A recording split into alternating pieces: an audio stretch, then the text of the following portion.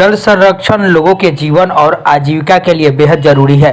इसलिए वेटलैंड यानी आर्द्र भूमि का पुरजोर तरीके से संरक्षण किया जाना चाहिए। वेटलैंड इंटरनेशनल साउथ एशिया के रजत जयंती समारोह में विदेश और शिक्षा राज्य मंत्री डॉक्टर राजकुमार रंजन सिंह ने वेटलैंड संरक्षण के लिए लोगों की सहभागिता पर जोर दिया।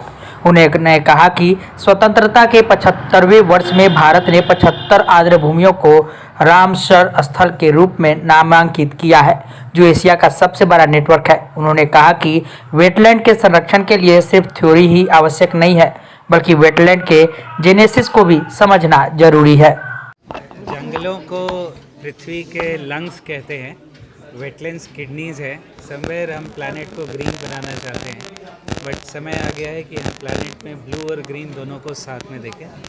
जो हमारी संस्था है वो अपना प्रयास कर रही है वेटलैंड्स को एक पॉलिसी लेवल पे, प्रोग्रामेटिक लेवल पे ला सके और लोगों को जोड़ सके। वेटलैंड की भाषा अभी तक साइंटिफिक टर्म्स में कही गई है। हम चाहते हैं एक सामान्य सिटीजन इससे जुड़े। हम और आप वेटलैंड्स के लिए पॉजिटिव काम करें और एक एफर्मेटिव काम करें।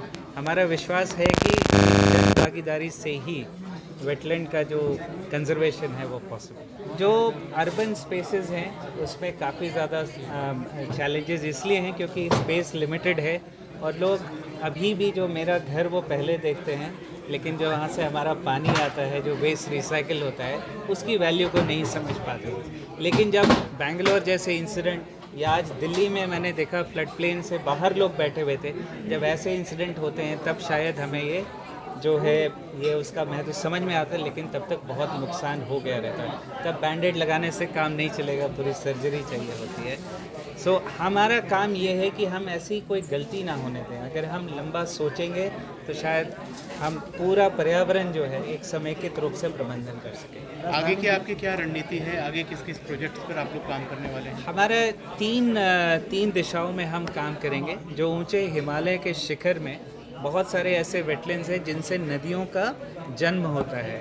हमारा एक कार्य ये रहेगा कि उनका डॉक्यूमेंटेशन हो और उनके ऊपर जो किस तरीके से वो जलतंत्र बदल रहा है उसका एक अच्छे तरीके से आकलन हो और उसके ऊपर एक बढ़िया सी नीति बने। दूसरा जो है, हम वेटलैंड्स और क्लाइमेट चेंज इंटरफेस पे काम कर रहे हैं। क्लाइमेट चेंज की वजह से काफ़ी वेटलैंड्स बदल रहे हैं और दूसरी तरफ वेटलैंड्स का महत्व भी समझ में आ रहा है। तो किस तरीके से वेटलैंड्स को सिर्फ स्पीसीज़ के लिए नहीं, हमारे क्लाइमेट रेजिलियंस के लिए बनाया जाए। और तीसरा जो है, जो हमारी आने वाली जो पीढ़ी है या जो अभी जो छोटी पीढ़ी है, उनको हम किस तरीके से जोड़ सकें। वेटलैंड जो शब्द है ये अभी यूनिवर्सिटी के टेक्स्ट बुक्स में भी नहीं है। हम चाहते हैं कि सामान्य कक्षाओं में छोटे बच्चों को भी इससे जोड़ा जाए, जिससे कि आगे जो हमारी पीढ़ी है वो वेटलैंड्स को बचाए, उसके लिए हमारी ज़रूरत कभी ना पड़े। आप लोग दिल्ली की जो यमुना है उनको लेकर कभी कुछ चर्चा की है उसके? जी, सो दिल्ली की यमुना में सन 2004 से हमने एक काफ़ी इस्टेब्लिश किया था कि नदी को अगर जीवित रखना है तो उसके बाढ़